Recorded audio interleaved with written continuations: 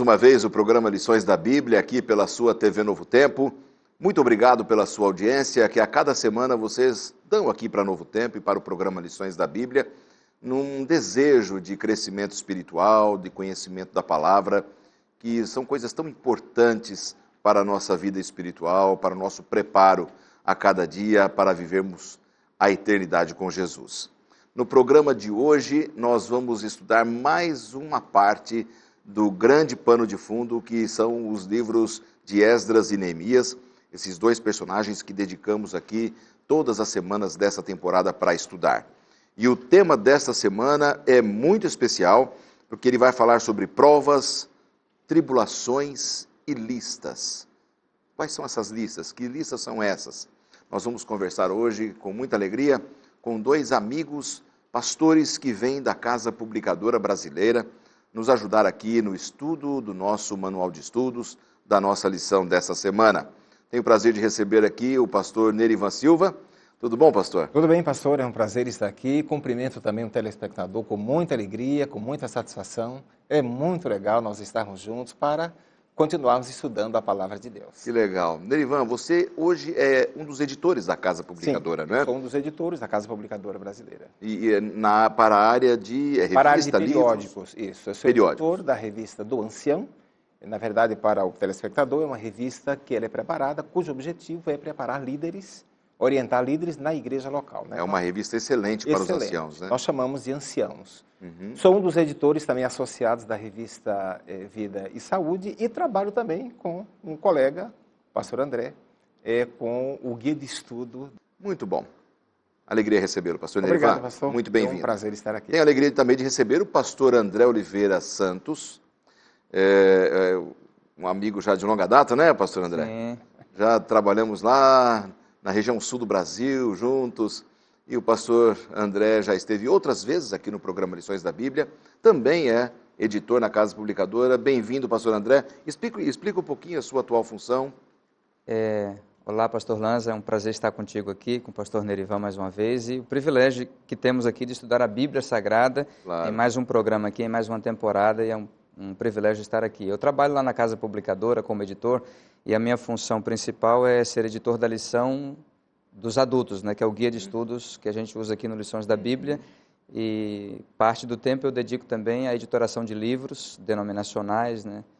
Então essa é a nossa atividade ali, né? Perfeito.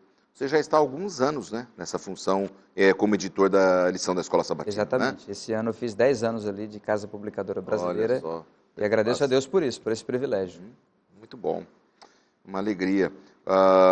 Eu sempre falo para os telespectadores que a Casa Publicadora Brasileira, toda semana eu falo isso, e falo com muita alegria, é uma grande parceira do programa Lições da Bíblia. Não é? Porque além dos livros didáticos, livros espirituais, revistas, periódicos, também produz o nosso manual de estudos, que para a Igreja Adventista chamamos de Lição da Escola Sabatina. Então é uma grande parceira do programa, parceira da igreja, dos telespectadores. A gente tem muita alegria. Para você conhecer um pouco mais da Casa Publicadora Brasileira, entre no site www.cpb.com.br para conhecer todos os materiais que eles têm, inclusive saber como você pode ter acesso a este manual, como você pode adquiri-lo, como você pode ter acesso a este conteúdo. Tá certo? Acho que é isso, né, amigos? Estão bem apresentados hoje. Obrigado. O povo está querendo estudar a Bíblia com a gente e nós vamos estudar. Nós vamos começar então o programa com uma oração. Pastor Nerivan, você pode orar para nós, por favor? Oremos. Querido Deus, nosso Pai Celestial, nós estamos mais uma vez reunidos para estudar a Tua Palavra. Amém. Que Teu Santo e Bom Espírito ilumine a cada um de nós, aos nossos telespectadores também, para que juntos compreendamos o verdadeiro sentido da Tua Palavra e a Tua mensagem para todos nós. Amém. Em nome de Jesus, nós te pedimos estas bênçãos. Amém. Amém. Vamos ouvir agora Palavra do Autor com o pastor Riri Moscala. Sabe, é muito interessante que nos livros de Esdras e Neemias você tem vários capítulos com listas de pessoas, listas de objetos, listas de coisas diferentes. E você pode se perguntar o porquê de toda essa genealogia e vários nomes e objetos que estavam no santuário. E, na verdade, quando você reflete sobre isso, você pode ficar feliz, porque nosso Deus é um Deus de detalhes. Ele nunca vai esquecer de nada. Sabe, o capítulo começa com Deus chamando Ciro, o rei da Pérsia, né, para intervir a favor do povo de Deus. E é por isso que Ciro emite um edito. Mas você também tem a lista inteira do que ele está permitindo levar de Babilônia de volta para o templo em Jerusalém. Você tem todo esse material precioso que Deus está listando ali no livro inspirado. Também há outras listas, listas de pessoas, listas de famílias, listas de levitas, listas de sacerdotes e assim por diante. Deus sabe tudo sobre nós, nossos nomes, onde vivemos, o que fazemos, como pensamos, e isso é muito bonito. Nós estamos nas mãos de Deus, sob os cuidados dele. E essas listas de coisas diferentes estão nos dizendo que Deus tem um senso de detalhes. Ele conhece tudo, conhece nossas necessidades, ele conhece nossas batalhas, nossas alegrias, e por isso ele intervém e nos ajuda. Você pode contar com a ajuda dele nos seus momentos de angústia. E em alguns momentos, quando pensamos que estamos em um túnel escuro e não vemos a luz, esteja certo que até nos dias escuros o sol está acima das nuvens. E no túnel você vai poder ver a luz. E essa luz é Deus nos guiando. Ele pode te conduzir você passo a passo, e se você seguir sua liderança, você verá a luz do dia. Você pode ter certeza, porque Deus, mesmo no tempo que o povo foi para o exílio na Babilônia, e tudo parecia esquecido, de repente você lê no livro de Esdras que Deus conhece até mesmo os objetos. Ele nunca esqueceu nada. Então, você tem a lista de pessoas, de famílias. Deus nunca esquece. Ele te conhece pessoalmente. Você pode ter certeza que Ele cuida de você pessoalmente. Ele cuida de você. Ele tem um precioso plano para você. Apenas siga-o e o resultado será lindo. Com essa introdução do pastor Hiri Moscala, nós já podemos começar o estudo desta semana. E, amigos, foi um tema bastante interessante. Pastor André, provas, tribulações e listas. A sua impressão sobre esse tema? Claro, chama a atenção algumas informações que são colocadas na Bíblia, né? Algumas delas parece que até não são tão atrativas. A gente passa por algumas listas de cronologias ou de genealogias, né, que são as listas de famílias, e parece que isso não tem tanta relevância, né? E a gente se pergunta, por que Deus colocou esse conteúdo na Bíblia, né? E aí a gente descobre algumas coisas interessantes na lição dessa semana. Uma delas é que Deus se preocupa com detalhes que para alguns podem ser insignificantes, mas que fazem parte da história bíblica da salvação, né? Uhum. Acho que a gente precisa explorar a importância disso, né? Exato. Trechos da Bíblia que às vezes não atraem tanto, quem sabe, algumas pessoas, mas que a gente deveria estudar um pouco mais e descobrir verdades preciosas, né? Nesses trechos da Bíblia, né? Perfeito. Pastor Nerivan, quando eu era criança, eu começava a ler a Bíblia naquele gás, né, no começo do ano. A gente tinha um plano na igreja que eu frequentava, chamado de ano bíblico, e eu queria fazer o ano bíblico. Aí chegava na genealogia, eu não entendia nada. Esse é o mal. Aquelas cronologias, eu não entendia nada. Dava uma desanimada, aí os pastores e professores da igreja incentivavam, não para de ler não, continua lendo. Mas não era fácil. Realmente, quando você chega numa genealogia, você tem a tendência de achar que aquilo não tem importância. Mas é extremamente importante você saber sua origem, né? de onde você vem, o que você está fazendo aqui, para onde você vai. Sim. Acho que a genealogia e a cronologia nos ajudam nisso. Sem dúvida, eu também acho, pastor. Aliás, pastor, me permite dizer, eu também, quando, na minha igreja, aí no tempo da adolescência, né, que faz pouco tempo, inclusive, eu também. Claro. Olha, era uma coisa assim, quando chegava realmente na genealogia, era aquele problema, aquela dor de cabeça, e até certo ponto aquela rejeição, porque...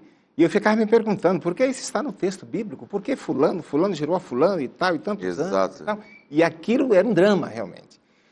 Mas hoje, pastor Lanza, quando a gente abre a palavra de Deus, quando a gente busca a pesquisa, quando a gente vê o propósito da genealogia, a gente passa a ver a genealogia de uma outra perspectiva. Exatamente. Né? E eu confesso que, nesse contexto aqui do livro de Neemias, na história do povo, e o pastor André mencionou isso aqui, a genealogia não apenas como detalhes que são importantes para Deus, mas também como Deus mostrando o seu cuidado, a sua providência na história do seu povo. E a genealogia realmente traz essa relação e traz também esse símbolo, vamos dizer assim, para o povo. Né? Exatamente. Eu acho que você tocou num ponto que é fundamental para a gente entender a genealogia e gostar também. Sim. É você ver como Deus está na história e conduz essa história. Conduz a história. Deus é o Todo-Poderoso. Ele não é um ser humano qualquer, ele não é como a gente, ele é superior, ele é Deus. E é gostoso saber que Deus está na história, né? O Deus da história. Com certeza. E a gente percebe isso nos livros de Esdras e Neemias e em outros também, né? Então, por exemplo, a gente sabe que o contexto aqui que está sendo estudado durante esta temporada é de um povo que estava voltando para casa, de um povo que estava voltando de um cativeiro, de um exílio, né? Ou seja, era um momento de restauração, de volta para casa, de recomeço, né? De renovação. E lá em Esdras 1, 9 a 11, até a gente encontra uma lista, né? Informações que parecem insignificantes, mas listas de objetos, de utensílios que foram trazidos de volta de Babilônia, que tinham sido levados do templo de Jerusalém, né? Mas a gente vê no capítulo 1 de Daniel isso que o senhor acabou de falar, que é o fato de que, apesar desse sofrimento que ocorreu com o povo de Israel, e em grande parte, por escolhas erradas deles, esse sofrimento foi permitido por Deus, e apesar do sofrimento ter ocorrido com o povo de Deus, Deus estava ainda no controle da história, no comando da história. Exato. Né? Então, nesse sentido, pastor Nerivan, o texto do livro de Daniel, no capítulo 1 e o versos 1 e 2, esses textos nos ajudam a entender um pouco também desse contexto de Esdras, que ele viveu ali. É nisso que a gente tem que... É nisso que a gente vai. Até porque também, pastor Lanza, uma coisa que o pastor André mencionou, que são os detalhes, a providência de Deus. Claro. Na questão do Deus da história, há dois elementos que é fundamental a gente entender, que é o aspecto profético, porque o que estava acontecendo, o retorno dos judeus para Jerusalém, era um cumprimento profético, que a gente viu isso aí, não é? Daniel, o profeta Isaías, o profeta Jeremias também havia dito que depois de 70 anos o povo voltaria realmente para a sua terra, e também o aspecto da providência de Deus conduzindo o povo, dirigindo o povo em meio aos acontecimentos. Isso para nós, pelo menos para mim, pastor, nos ensina assim uma lição preciosíssima, que é o Deus da história, ou seja, Deus está no controle da história. E é por isso que a gente tem que ter segurança quanto ao futuro, né? Quanto ao futuro. Porque Deus não abandonou o seu povo no passado, não abandona hoje, não abandonará no futuro. Isso é profético. E eu creio que Esdras sabia disso. Porque ele era um estudioso, ele era um escriba, né? Exatamente. Então ele amava estudar a Bíblia, então ele sabia, falou, eu vou continuar confiando em Deus. E um dos fatos que Esdras certamente devia conhecer era o que está no capítulo 5 de Daniel, que ocorreu no ano 539 a.C., que foi aquele banquete oferecido por Belsazar, que inclusive tem a ver com esses utensílios que pertenciam ao templo em Jerusalém e que foram profanados ali naquele banquete, né, que desonrou e que afrontou a Deus, né? Ou seja, e aí naquela mesma noite a gente sabe daquela profecia que foi colocada na parede por uma mão invisível, naquela história bastante interessante, né, da Bíblia Sagrada, e naquela mesma noite Belsazar morreu, né? Ele afrontou o Deus do céu, mas morreu.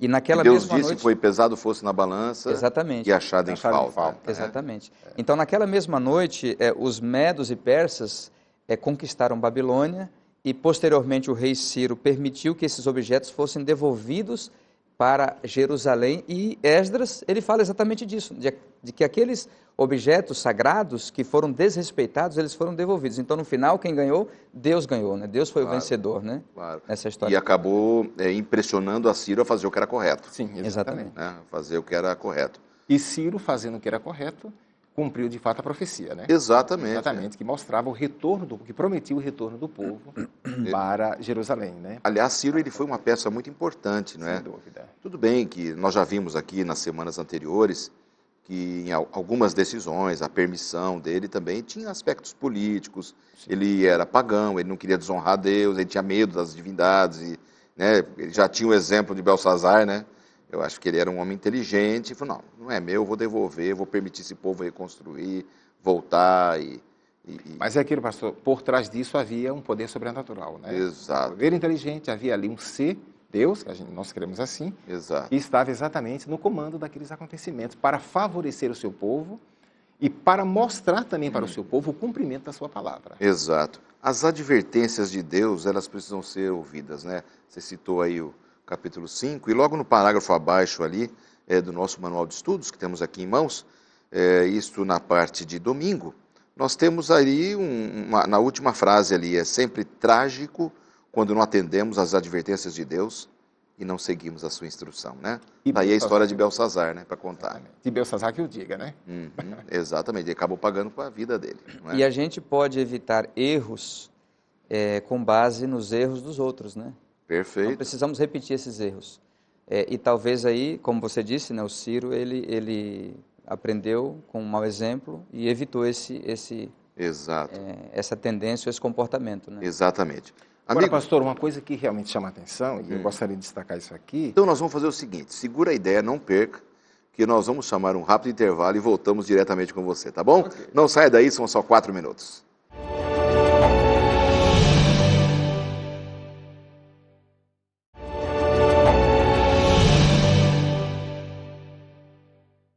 De volta com o programa dessa semana, onde estamos tendo um estudo bastante interessante com os nossos amigos pastores que vieram da Casa Publicadora, pastor Nerivan e o pastor André. E nós estamos estudando sobre provas, tribulações, listas, genealogias, como Deus está na história, conduz a história, ele está na própria história. E a gente tem que ter essa confiança em Deus. Nerivan estava falando e eu acabei te interrompendo. Pastor Lanza, eu estava dizendo o seguinte, e resgatando agora o pensamento, estava dizendo o seguinte, uma coisa impressionante, um fato impressionante nesse contexto que nós estamos estudando, pastor André, é que Ciro, embora tenha feito tudo isso num contexto político, mas nós não podemos deixar de perceber a sensibilidade que ele teve, e eu creio piamente, pastor, que nesse momento, nem em todo esse contexto, o Espírito de Deus estava tocando o coração de Ciro. Com certeza. Ou seja, havia uma profecia em andamento, havia um cumprimento profético a acontecer, a ocorrer, e por meio do Espírito Santo, Deus então sensibiliza Ciro, toca em Ciro, para que ele, como autoridade do império, pudesse realmente abrir caminho para que o povo voltasse. Assim como lá no passado Deus fez com o faraó, né? Também, sem dúvida. O faraó ele não era um crente no Senhor, ele não tinha um temor de Deus, mas ele percebeu quem era a autoridade, de fato, no final de tudo, ele teve que reconhecer isso, né? Agora, pastor André, a gente tem aqui no livro de Esdras, capítulo 2, e Neemias, capítulo 7, listas, né? Essas listas dos 2 livros. Aí eu queria que você falasse um pouco para a gente o que é que a gente percebe nessas 2 listas. Na lista de Esdras, capítulo 2, e na lista de Neemias, capítulo 7. Legal. Essas 2 listas aqui, pastor Lanza e amigo telespectador, elas são, na verdade, essencialmente a mesma lista, né? Ela foi escrita por Esdras, registrada por Esdras, contando o número e as famílias, né? O número de pessoas de cada família, e uma lista de famílias e de funções diferentes de pessoas que voltaram de Babilônia ou da Pérsia, né, para Jerusalém. Então, essa lista que é registrada em Esdras, ela é repetida em Neemias 7. Você sabe que Esdras veio primeiro para Jerusalém, Sim. por volta do ano 457 a.C., e Neemias veio por volta de 445, 444, ambos na época de Artaxerxes I, né? Isso. Da Pérsia. Antes ainda dele tinha vindo Zorobabel com 50 mil, que foi a maior Exatamente. turma, né? Exatamente. Depois agora Esdras e Neemias. Esdras levou 6 mil. Exatamente, exatamente. E aqui a gente tem então essa lista de pessoas por famílias, né? Cada família, e também os servos, os sacerdotes, os porteiros, os líderes, os cabeças de famílias e tudo mais, né? E a gente percebe entre essas duas listas que elas são idênticas, com leves variações, talvez porque Neemias, que foi quem resgatou essa lista posteriormente, talvez tenha feito alguma revisão ou algum acréscimo, né? Perfeito. Agora, a gente aprende nessas listas aqui o seguinte, de que Deus, como já dissemos, Ele se preocupa com os detalhes, Ele tem um registro de cada pessoa, né? Ou seja, Deus acompanha, Ele vê a vida de cada pessoa, as decisões que ela toma, né? E essas decisões que são registradas por Deus, mesmo que nem todas apareçam no registro sagrado, esse registro sagrado, na verdade, ele simboliza uma genealogia humana geral, ou seja, Deus ele toma nota de cada pessoa que entra nessa terra. Por mais que a gente possa parecer como apenas mais um na multidão, para Deus não. Deus está vendo cada um de nós, a nossa história, as nossas idas e vindas, né? Então ele está tentando conduzir a nossa história. E o que ele deixa registrado é para nos ensinar exatamente isso, a soberania dele sobre a nossa vida, né? E a gente pode tirar outras lições também, é claro, né? Perfeito. Nesse raciocínio, a gente vê como esse Deus detalhista impressionou o povo hebreu, né? O povo judeu sempre foi muito detalhista, com controles de genealogias, listas, famílias, registros, né? Anotações. Pai fulano que gerou fulano, que tem toda uma descrição técnica e detalhada. Deus realmente ele deseja isso da gente, né? Uma organização na nossa vida pessoal, espiritual, nos detalhes da fé, da religiosidade. Do trabalho também, né? Trabalho. Do trabalho, nas nossas atividades, naquilo que nós estamos desenvolvendo, né? Exatamente. Agora, pastor Lanza, uma coisa que me impressiona nas listas, na lista, né? Pastor André, que a gente poderia dizer as famosas listas de Esdras e Neemias, né? Mas uma coisa que a gente vê, pastor Lanza, é a preocupação de... Aliás, não a preocupação de Deus, Deus não tem preocupação, mas o cuidado de Deus pelas pessoas. A gente vai perceber que na estrutura do povo, toda a armazenação do povo, na estrutura do povo, Deus sempre focou o indivíduo. Verdade. O pastor André mencionou algo que é fundamental. Às vezes nós pensamos, não, fulano de tal é mais um na multidão. Mas Deus, que vê todos, também vê o indivíduo no meio da multidão, né? E isso é fantástico. Eu acho que é uma lição que, principalmente nos dias atuais, os dias que nós estamos vivendo, em que a ansiedade, a depressão, os problemas, o medo quanto ao futuro, né?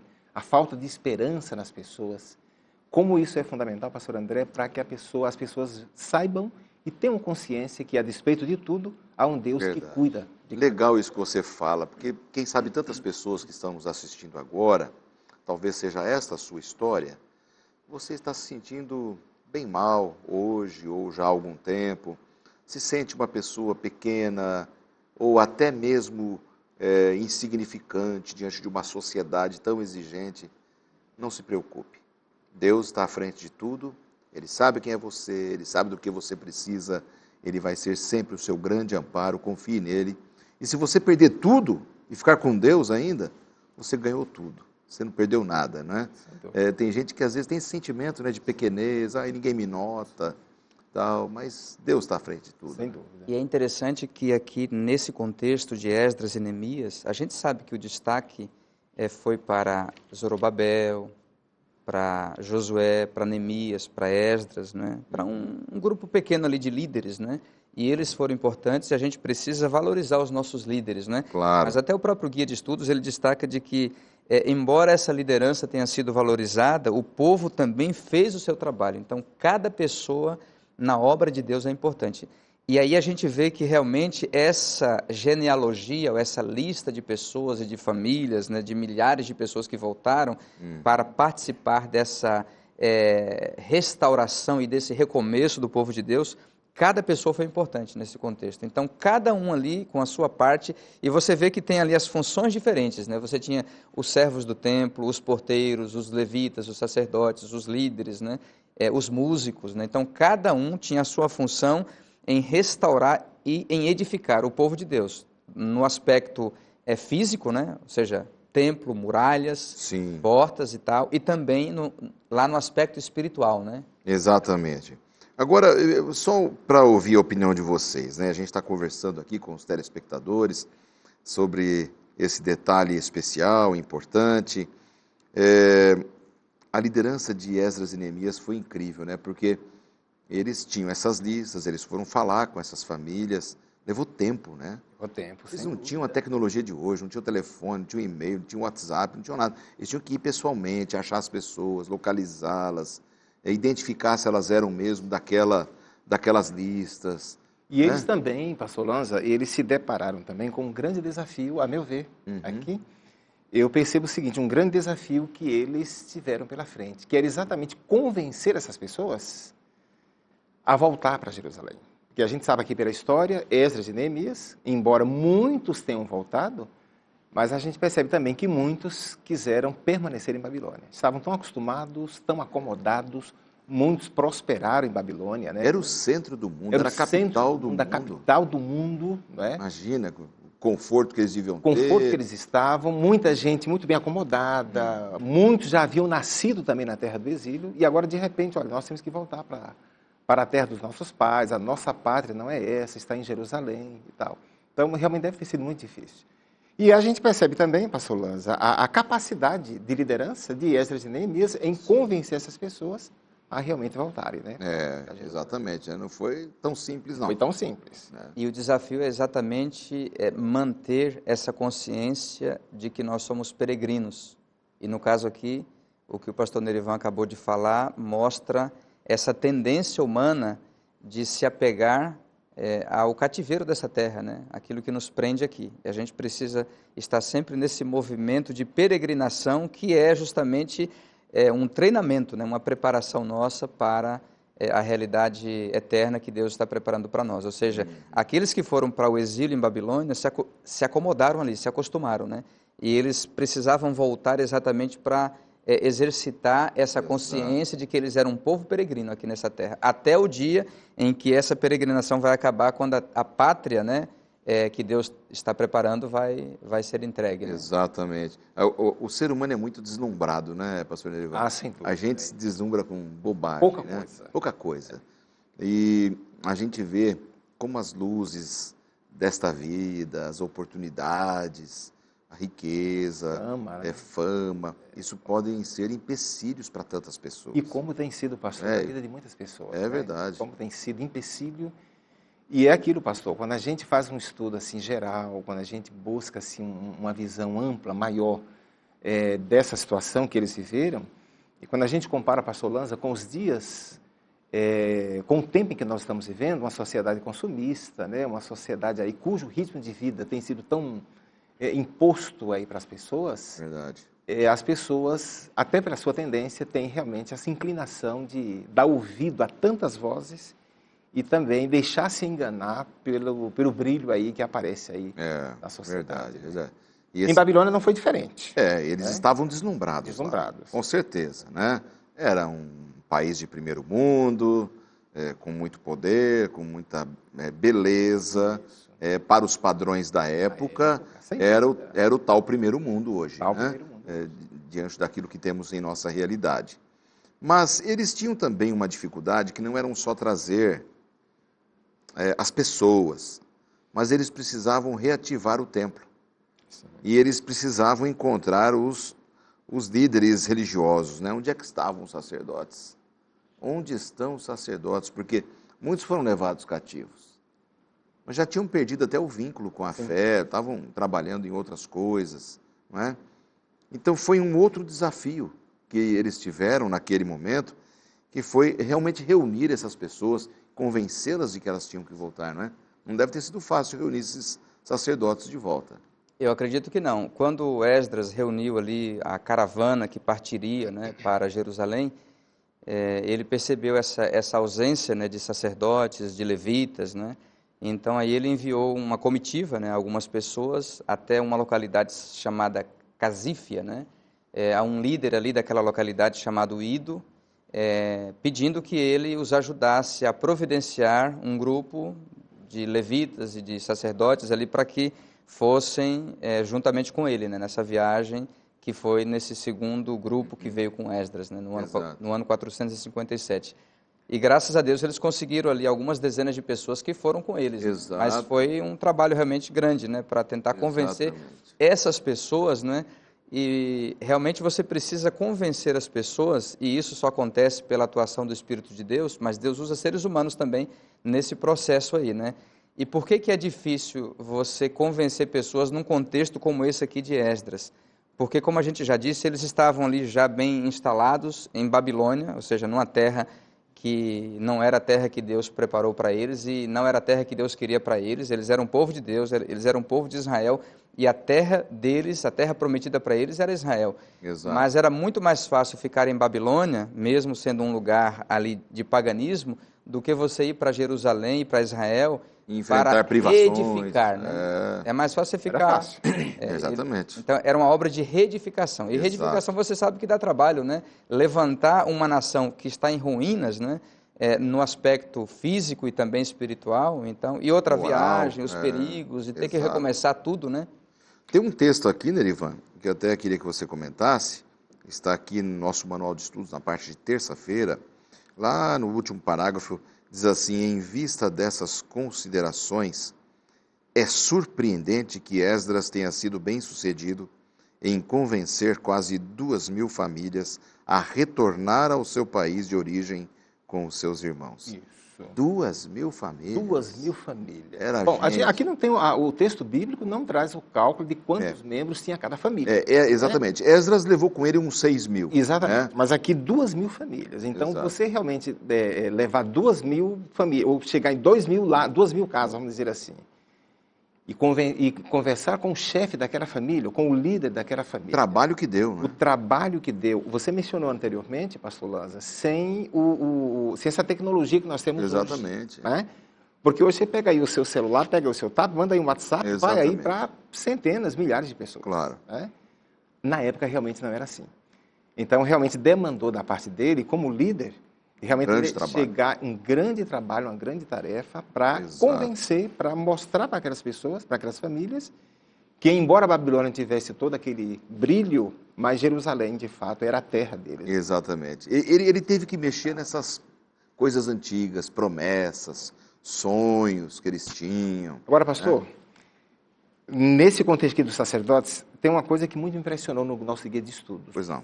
É que, quando a gente estudou esse assunto, e é o guia de estudo, o empreendimento que eles tinham pela frente era o retorno para Jerusalém, não é? A sua pátria, a reconstrução do templo, uma vez que quando Nabucodonosor, 605 a.C., não é? O templo anos depois, foi destruído, a cidade também foi destruída. Mas o que me chama a atenção, pastor, e aqui também para o pastor André, nosso colega de trabalho, é que a reconstrução de tudo, esse projeto de reconstrução, dentro desse contexto, pastor Lanza, também simbolizava a reconstrução espiritual do povo. Isso, de fato, realmente me impressiona. Porque, veja, quando o povo retorna para Jerusalém, o primeiro empreendimento foi reconstruir o templo. E a gente sabe muito bem, não é, que para os judeus o templo era o centro da vida. Né? Para todo judeu, a vida do judeu estava centralizada exatamente no templo, com seus rituais, com seu ministério, com a ministração dos sacerdotes. Então, o sacerdote entra nesse contexto como elementos que iriam contribuir para a reconstrução espiritual da vida do povo. Perfeito. Se não fossem ali os sacerdotes convencidos a ir, eles teriam dificuldade para o estabelecimento dos sacrifícios, do ritual do santuário todo, né? De plantar essa filosofia divina novamente na mente deles, que eles estavam completamente desligados, né? Estavam numa terra pagã. Alguns, quem sabe, até envolvidos com a idolatria, porque nasceram lá, era esse o costume. A cultura deles era essa já. Exatamente. Muitos nem falavam mais o hebraico. Né? Eles estavam falando a língua da terra lá, então não foi fácil ali a situação deles. E a gente tem que realmente louvar Deus pela atuação de liderança de Esdras, que foi um gigante no convencimento, e ele tinha o dom da palavra, né? Porque ele era um escriba, estudioso. Então ele convenceu as pessoas, foi na profecia a Bíblia, olha, Deus fará grandes coisas, confie, vamos juntos. Eu acho que esse foi o ponto em que ele mexeu, e que fez toda a diferença aí. Mas não foi uma situação tão fácil. No próximo bloco, nós já vamos para mais um intervalo. No próximo bloco, a gente vai estudar justamente os desdobramentos. E vamos entender como que eles se humilharam diante de Deus e como eles foram em busca da cidade santa. Então você não saia daí, porque é bem rapidinho, nós retornaremos em 4 minutos.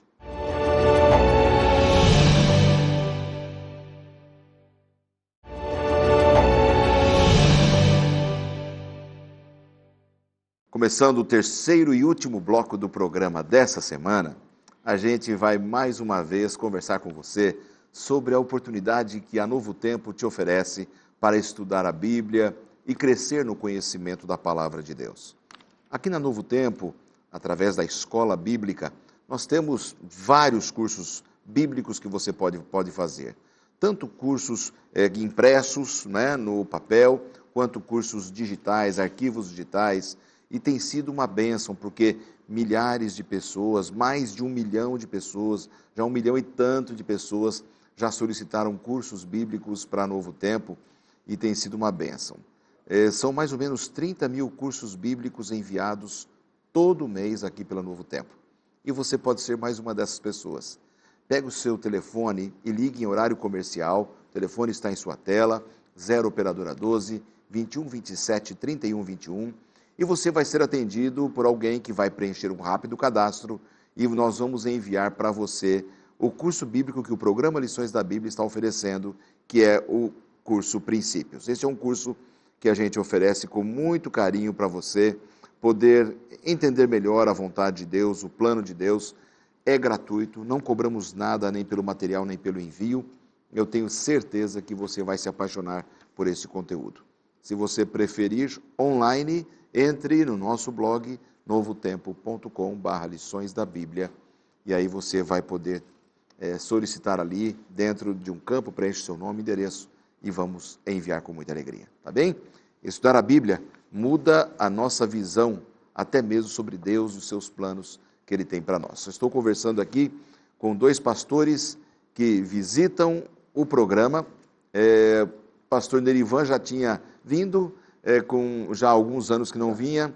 Pastor André não faz tanto tempo que esteve com a gente, mas os 2 amigos vêm da Casa Publicadora, são editores na Casa Publicadora e estamos conversando sobre esse tema dessa semana. Chegamos a um ponto agora em que vale a pena a gente parar um pouco, refletir juntamente com os nossos telespectadores a respeito do momento em que eles se humilham diante de Deus. O texto aqui foi um apelo ao coração deles e um reconhecimento de que Deus era grande, mas a obra era difícil. No tema aqui de quarta-feira, pastor André, como você pode entender aqui humilhados diante de Deus? Nós entendemos que o povo de Israel, os judeus, eles foram levados a um cativeiro porque houve um rompimento da parte deles da aliança que Deus havia feito com eles, e essa aliança, ela previa algumas consequências. Isso era um trato entre Deus e o povo, isso foi combinado, né? E como houve então essa infidelidade à aliança, eles foram para o cativeiro, mas Deus ainda foi misericordioso e compassivo porque Ele não destruiu a nação. Ele apenas permitiu que a nação ela sofresse as consequências parciais da quebra da aliança, mas havia ali uma condição de restauração, e essa condição era a humilhação do povo, a contrição do povo, o arrependimento, né? Ou seja, uma busca de Deus, né? E o povo então, quando buscou a Deus novamente, né, esse remanescente, esse povo que se manteve fiel a Deus, ou que buscou a Deus em sua situação de sofrimento, então Deus ele se voltou para esse povo, né? Então havia essa condição aí de libertação, né? Isso mediante a humilhação e ao reconhecimento da bondade de Deus, da misericórdia de Deus e da busca dessa misericórdia, né? Perfeito. Aqui, pastor Nerivan, Deus prometeu aqui no livro de Deuteronômio, capítulo 30, versos 1 a 6, Deus prometeu que se o povo se arrependesse, se eles fizessem a vontade de Deus, Deus os reuniria. Isso, onde quer que eles estivessem. Onde quer que eles estivessem. Né? era a grande oportunidade deles, né? Sem dúvida, pastor. Pastor, quando a gente lê Deuteronômio 30, né, versículo 6, que é o texto mencionado aqui no nosso guia de estudo, é interessante que a promessa de Deus era exatamente essa. Onde quer que vocês estejam, para onde vocês forem, seja a nação na qual vocês estiverem, eu reunirei vocês, se vocês se humilharem, se vocês me obedecerem. Pastor Lanza, há um texto aqui no Antigo Testamento, eu gostaria de ler. Claro, por favor. Esse texto, ele é assim fantástico, pastor. Nesse contexto de humilhação, de contrição, quando a gente busca a Deus, porque é isso que Deus quer do ser humano, não é, pastor André? Sim. O que Deus deseja do ser humano, seja ele quem for, esteja onde estiver, seja qual for a sua condição, é que ele se humilhe diante de Deus e Deus então vai restaurar. O texto é Isaías 57, verso 15, pastor. E diz assim: porque assim diz o alto, o sublime, que habita a eternidade, o qual tem o nome de santo. Habito no alto e santo lugar, mas habito também com contrito e abatido de espírito, para vivificar o espírito dos abatidos e vivificar o coração dos contritos. Ou seja, o Deus que é, como nós chamamos, né, o Deus que é transcendente, o Deus que está além das estrelas, das nuvens, de toda e qualquer esfera humana, o Deus que está infinitamente além do ser humano, também é o mesmo que está bem juntinho dele, quando ele tem o seu coração contrito e humilhado diante de Deus. A promessa de Deus estava com eles, né? Porque Esdras sabia que a viagem seria extremamente difícil, né? Os perigos. Seria perigosa. Ele sabia que eles tinham que se humilhar, que eles tinham que buscar realmente o poder de Deus. Mas eles acreditavam, Esdras acreditava, e os líderes que estavam com ele também, que Deus lhes daria o sucesso. Aí eu fico pensando no seguinte, André, o verdadeiro sucesso é o que vem de Deus. Porque o sucesso dessa terra, ele é vil, ele é passageiro, é banal. A gente acha que, né? Se eu tivesse tal profissão, se eu tivesse tal função, se eu tivesse poder, eu ia ajudar os pobres, eu ia ajudar... Meu filho, você pode ajudar do jeito que você está. Né? Você não precisa de posição para ajudar os pobres, para ajudar alguém, para ser fiel a Deus. Não é cargo, não é função, não é posição, não é poder que vai te fazer ser uma pessoa diferente daquilo que você pode ser hoje, da maneira como está. Né? Então, eles sabiam que esse sucesso tinha que vir de Deus. Não podia ser pela espada, pela força deles, para eles não se orgulharem. Eles tinham que entrar humildes mesmo, lá naquela terra, cidade destruída, aquele muro todo arrebentado. Tinham que chegar humildezinho, arrependidos. E Esdras teve essa consciência de que ele dependia de Deus e de que precisava confiar em Deus. Tanto é que na viagem, ali ele teria uma oportunidade de pedir ajuda militar do rei, por exemplo, mas ele abriu mão disso, porque ele já disse logo para o rei o seguinte: olha, Deus ele protege aqueles que o buscam. Claro. Então não precisam enviar escoltas conosco e tal, né? Então ele abriu mão, né? Mas em contrapartida, antes de fazerem essa viagem para Jerusalém, ali no ano 457, Esdras e todo o grupo que estava com ele ficou ali 3 dias jejuando, orando a Deus, buscando e se entregando a Deus e se humilhando, pedindo a Deus a proteção durante essa viagem. Então aí está a dependência de Deus. Agora, a gente precisa fazer um contraste dessa atitude de Esdras com a de Neemias, porque quando Neemias foi, ele na verdade, ele usou essa ajuda governamental, a proteção do rei, não é? Então são 2 maneiras diferentes que a gente vê aí em que Deus pode agir, né? Ou seja, Deus protegeu Neemias com apoio governamental, mas Esdras abriu mão disso porque ele já tinha dito que a sua fé em Deus era suficiente e de que a proteção de Deus seria suficiente. Exato. E Deus agiu de maneiras diferentes, né? Mas os 2 tinham a mesma consciência de que, no fim das contas, a vida deles estava nas mãos de Deus, né? Exatamente. Claro que Esdras arriscou, mas ele não queria dar essa conotação de que a vitória tinha sido por causa dos guarda-costas, né? Dos grandes guerreiros ali do império. Então ele falou, não, quem vai ser o nosso guerreiro é Deus. São os anjos de Deus. Ele foi na fé. Mas é interessante que ele não foi descuidado, não foi inconsequente. Acho que essa seria a grande diferença, porque ele levou o povo a jejuar, a orar por isso. Falou, podemos pedir a escolta, mas vamos fazer isso? Vamos orar sobre o assunto? Interessante isso aí. Ele não foi inconsequente. Exatamente. Ele buscou a direção de Deus, pastor Lanza, e buscou também o cumprimento das promessas de Deus. Não é? Embora ele pudesse contar com o rei, embora ele pudesse contar com o apoio, vamos dizer, político, né? Digamos assim, pastor André, o apoio político do imperador, sim, mas Esdras, ele reconhecia que realmente é um imperador realmente maior. Pastor Lanza, há um detalhe aqui que eu queria chamar a atenção. Claro, por favor. Você mencionou a questão do sucesso. Né? Interessante que, quando a gente vai para os líderes da Bíblia, a gente vai perceber, e graças a Deus por isso, que a maioria deles viam o sucesso como o ato de ocupar um espaço na obra de Deus. Muitos disputavam espaço. Esdras, Neemias e tantos outros se contentaram em ocupar o espaço que Deus lhe havia designado e foram líderes realmente de sucesso. Trabalharam juntos. Juntos Numa grande obra. Isso aí. Às vezes a gente encontra pessoas que não querem trabalhar junto, né? É ruim isso. É ruim isso. Para quem é líder é ruim. Mas eles foram parceiros e trabalharam, Esdras um pouco antes, depois Neemias, se juntaram para fazer a grande obra e poderem cumprir com a voz de Deus. Agora, o nosso manual de estudos diz ali em Neemias, no capítulo 11, versos 1 e 2, que Jerusalém deveria ser habitada. Ela não tinha condições de ser habitada por todo mundo. Estava deserta, né? Estava deserta. Tinha talvez um ou outro ali, né, que não foi levado no despojo de guerra, sim, né, lá na época, e acabaram ficando por ali, mas uma cidade que não tinha nada para oferecer. E ela teria que ser a cidade santa para eles, né? Dependia muito dessa decisão. Não deve ter sido fácil para eles chegar ali. Lógico, quando você chega, você sai de um país poderoso, né? Uma potência, Potência, primeiro mundo, e vai para um lugar destruído,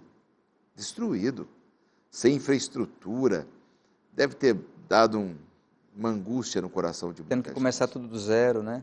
Infraestrutura, né? Mas a postura do líder é que faz diferença, né? O líder vê além. Pastor Lanza, o líder cristão, o líder, ele orientado por Deus, com o poder de Deus na sua vida, ele vê além da sua realidade. Um fato interessante aqui, pastor, é que a destruição de Jerusalém, a cidade que tornou-se realmente um deserto, e a gente vê isso na linguagem dos profetas, não é? Jeremias, Isaías, quando eles predisseram a destruição de Jerusalém, ficou realmente um deserto. O profeta Miqueias também viu isso, ficou lá aquele monturo, né? Inclusive o lugar do templo, Miqueias dizia que se tornaria um monturo. Ninguém poderia imaginar que aquele apogeu, né, que Salomão havia construído realmente ficasse deserto.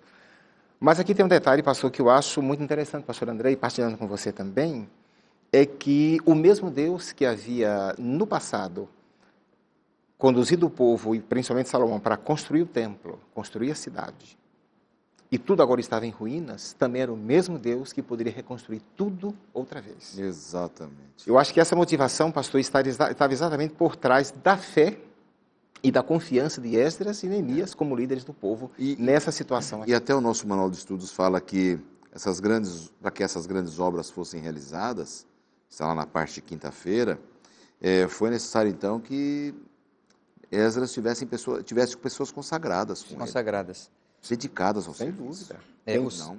Aqui a gente vê uma listagem no capítulo 12 de Neemias, que tem aí a lista, os nomes dos sacerdotes que foram ali contados e que eram pessoas necessárias, porque não adiantaria eles terem a cidade reconstruída, o templo reconstruído, o muro totalmente fechado, né? E não tivessem uma equipe de pessoas que liderariam o aspecto espiritual, né? Aí a gente aplicando... A reconstrução espiritual. Exatamente. Então, a gente aplica para a nossa realidade hoje como igreja, por exemplo, igreja cristã, igreja adventista. A gente pode ter uma estrutura física, né, institucional, mas a gente tem também o mais importante, que é a essência de tudo isso, que é a estrutura de pensamento, né? Ou seja, a nossa essência como crença, a mensagem de Deus, aquilo em que acreditamos, né? E a gente tem, às vezes, o risco de perder isso de vista, né? No meio de toda a força que a gente tem da estrutura, do dinheiro, né? A gente precisa tomar cuidado para que a gente não se esqueça de que é importante que haja ali sacerdotes, pessoas que ensinam a palavra de Deus. Então, o ensinamento dessa verdade que é enraizada na palavra de Deus eterna e que hoje a gente herdou, né, a gente possa manter essa luz acesa, essa luz brilhando, né? Porque senão a gente daqui a pouco tem apenas o esqueleto, né, a carcaça, mas a vida já se foi. Então precisamos ter esse cuidado aqui também. Então eles tiveram esse zelo, né, de trazerem e manterem, né? Inclusive teve também a questão assim que foi falada durante o trimestre e nessa semana também, do cuidado para manter essas pessoas, porque alguns sacerdotes, em alguns momentos, estavam querendo voltar para suas cidades, para os seus campos, para plantar, para colher, para conseguir outras formas de recursos financeiros, né? Exatamente. Eles reorganizaram Israel, né? Com as doações, dízimos e ofertas, tiveram que reorganizar para o templo funcionar. E a nação estava em ruína, né? Jerusalém estava em ruína. O sistema do templo também já havia acabado fazia muito tempo. Exato. Né? Havia realmente essa reconstrução. É verdade. Mas é aquilo também... tenho 20 segundos. Todo esse projeto, essa reconstrução, começou com eles. Exatamente. No coração deles, no pensamento deles, para que a coisa realmente fosse levada a efeito. Exatamente. Amigos, terminamos. Passou rápido, né? Olha, passou muito rápido o tempo hoje. Obrigado, pastor Nerivan, pela sua presença pastor, aqui. Semana que vem estaremos juntos de novo. Estaremos juntos. Pastor André, obrigado. Semana que vem juntos novamente. Esperamos reencontrá-los mais uma vez aqui no programa Lições da Bíblia. Até lá.